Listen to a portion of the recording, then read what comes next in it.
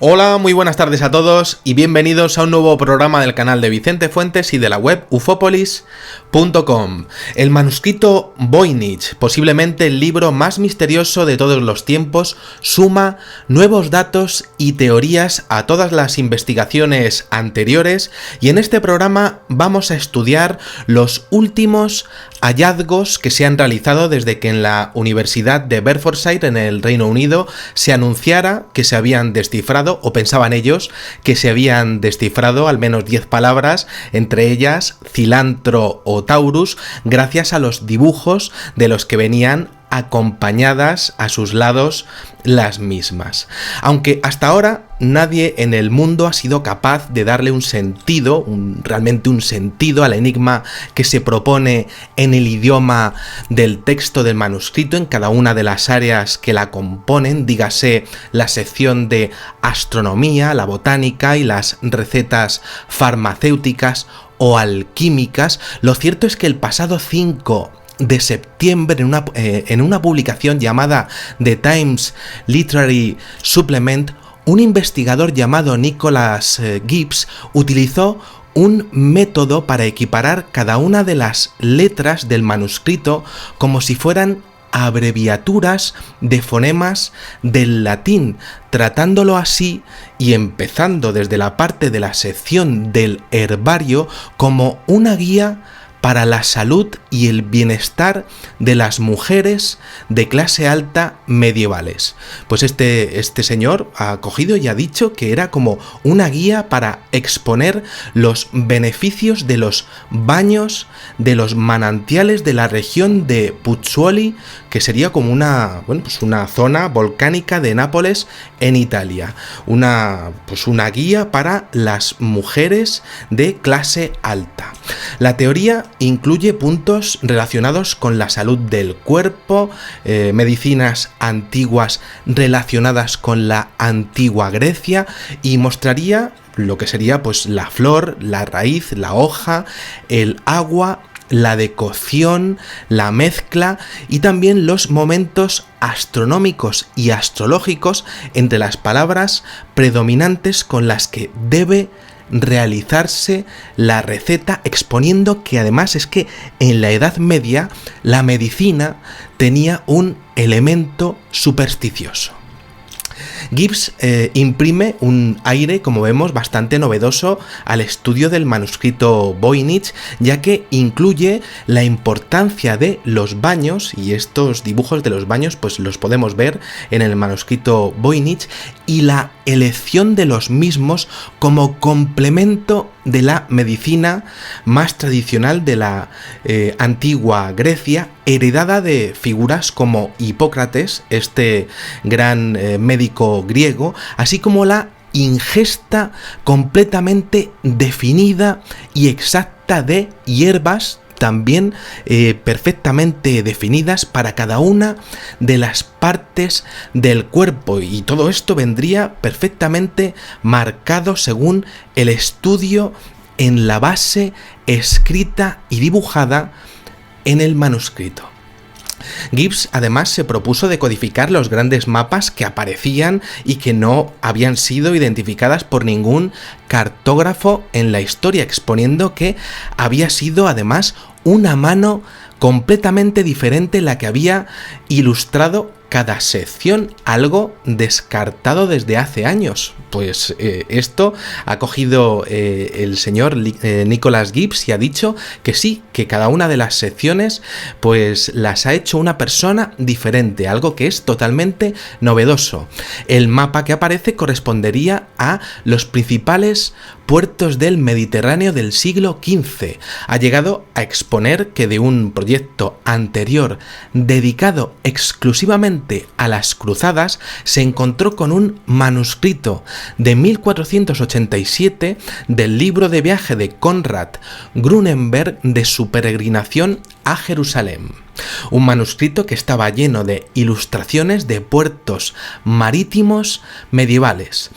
Gibbs dice que al revisar este volumen en su teoría, pues ha expuesto que notó que una imagen del puerto de Rodas reflejaba claramente muchas de las características del puerto de 9 esferas que aparece en el manuscrito de Voynich. Eso sí, en su estudio, Gibbs dice que tradicionalmente el agua pues está representada por una serie de líneas paralelas onduladas, lo que sería pues una cosa así, pero en el manuscrito de Voynich hay una diferencia clarísima porque el agua de lo que serían los puertos están,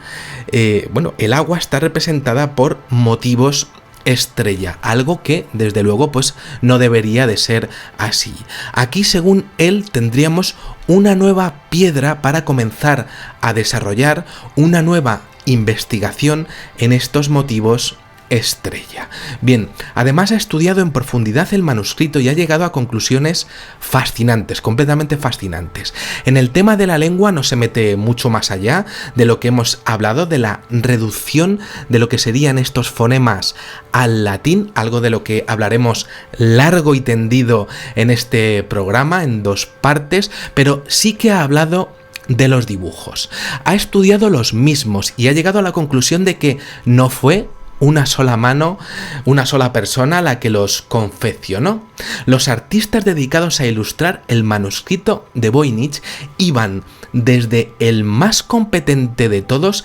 hasta el más ingenuo de los ingenuos. De hecho, según su estudio, parece claramente haber habido una mano diferente para cada género incorporado en él. Por ejemplo, el dibujante responsable de la botánica poseía una muy buena sensación de profundidad, mientras que el colorista de las mismas imágenes era un auténtico botarate, y no con un pincel, sino con un plumín.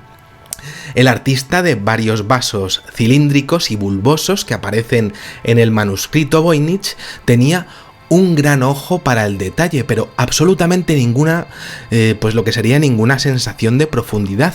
en marcado contraste con las representaciones adjuntas de la raíz y los ingredientes de la hoja. Mientras tanto, el artista de las 9 esferas, que aparecen en el desplegable, que es un dibujo que es una auténtica maravilla de dibujo, pues parece haber utilizado un dispositivo óptico.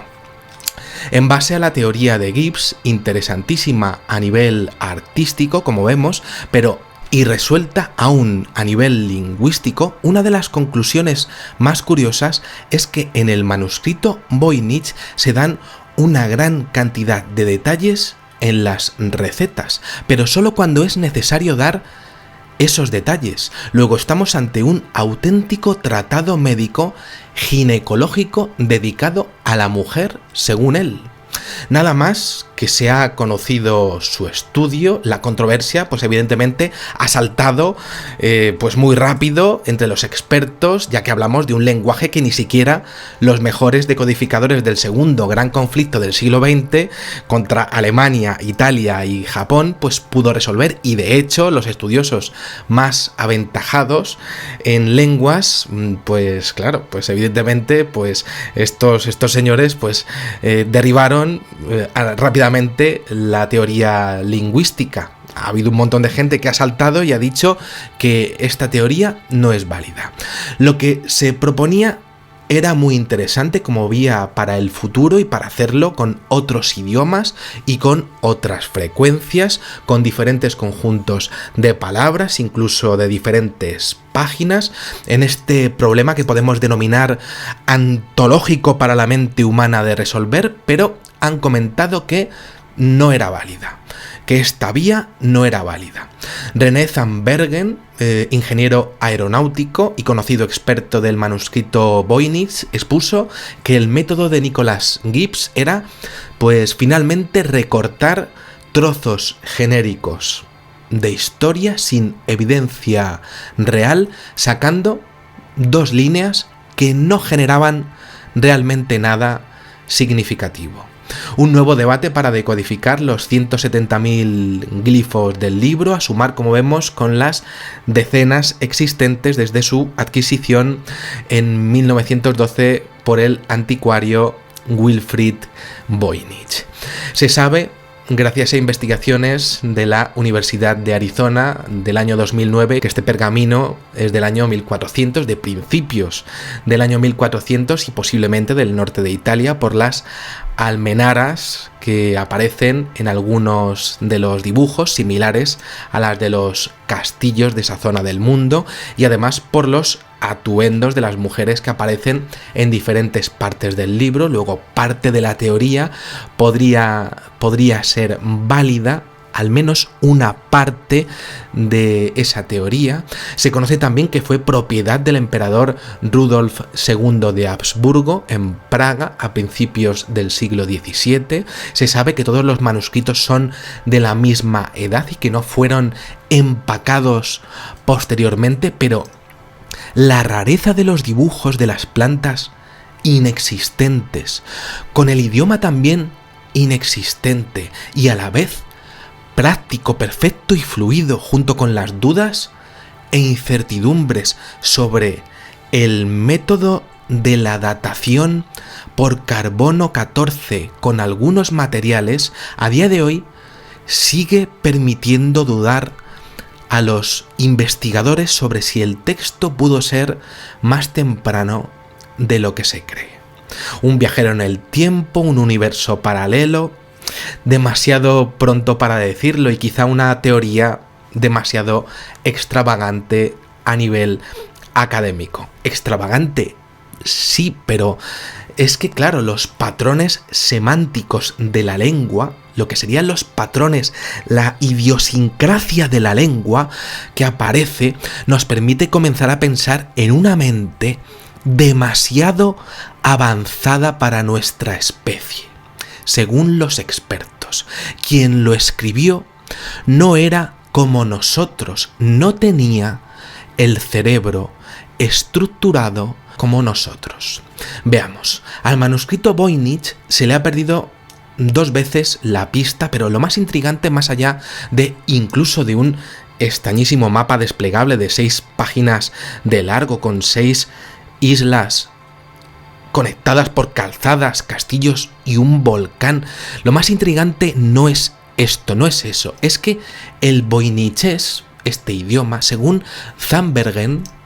según los últimos datos, estas investigaciones que os estoy trayendo, y en contraposición con el novedosísimo método que acaba de salir este septiembre de este año 2017, es que actúa como una lengua ya establecida, no como una, podríamos decir, no como una compresión del latín. No, esto es una lengua ya establecida y que además habita en una zona de nadie. No hay nada como esto según sus últimos estudios, ni lo ha habido jamás. Sea un lenguaje, un código o una jerga, de lo que no hay ni una sola duda es de que estamos ante alguien que era además más listo que nosotros a nivel de escritura. Históricamente el mundo se ha quedado fascinado de que este hombre no cometió, el que lo escribió, ni un solo error, y sea lo que sea, es un lenguaje totalmente cuidado, y cuando lo escribió es casi imposible, pero es un lenguaje que es olvidado, pero él se lo sabía perfectamente. Pasaría por ser, de hecho, y dada la soltura de su trazo, un lenguaje materno, según las últimas investigaciones. El que lo escribió, lo escribía y lo hablaba y lo practicaba a diario. Pero claro, hablamos de ciencia y eso es una explicación de lo más extravagante, según Gordon Rugg, investigador de la Universidad de Kiel en el Reino Unido en sus últimas pesquisas. Y aún así no se puede explicar de otra manera, porque el manuscrito Voynich no se parece a nada que haya aparecido o desaparecido en el mundo jamás, como decíamos, y es rarísimo que solo aparezca en un solo libro, porque podría haber aparecido en más textos, en más volúmenes. No, solamente ahí. Sí se sabe Y de hecho es universalmente aceptado que las palabras más comunes en un idioma, en un lenguaje, son las más cortas, como sí, no, el, la, cosas así. Bien, en el voiniches no ocurre eso, y de hecho los patrones de las palabras tampoco tienen sentido. Por ejemplo, según Rugg, se podría identificar raíz y tronco poniéndole nombre. Nos lo vamos a inventar, raíz y tronco, porque está al lado de un dibujo de una planta o de un árbol, de un arbolito que aparezca ahí en el manuscrito de Voynich. Y también podría identificarse rojo y azul en voiniches, que deberían de estar con más frecuencia al lado de una florecilla que haya por allí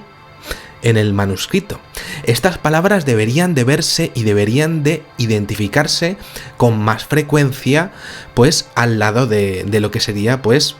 unas al lado de un arbolito y otras al lado de una florecilla. Pues esto no pasa y es totalmente desconcertante. Se ha descubierto que solo existe una tendencia estadística a que algunas palabras sean un poco más comunes en las páginas de las plantas que en las otras, no las de tronco o árbol, cualquier otra, y eso se sabe matemáticamente, gracias a los ordenadores se está empezando a saber. Es un idioma que no tiene sentido a nivel de palabras y sin embargo a nivel ortográfico funciona de maravilla. Y además se ha descubierto que el que lo hizo, como decía, sabía perfectamente lo que estaba haciendo. Lo escribió con una fluidez increíble y de izquierda a derecha, como si fuera un escriba egipcio, como si llevara toda la vida haciéndolo. Y además las palabras al principio de las líneas son más largas en promedio que las palabras en los extremos de las líneas, según Rugg. Esto no tiene sentido para nosotros, sí, para ese idioma.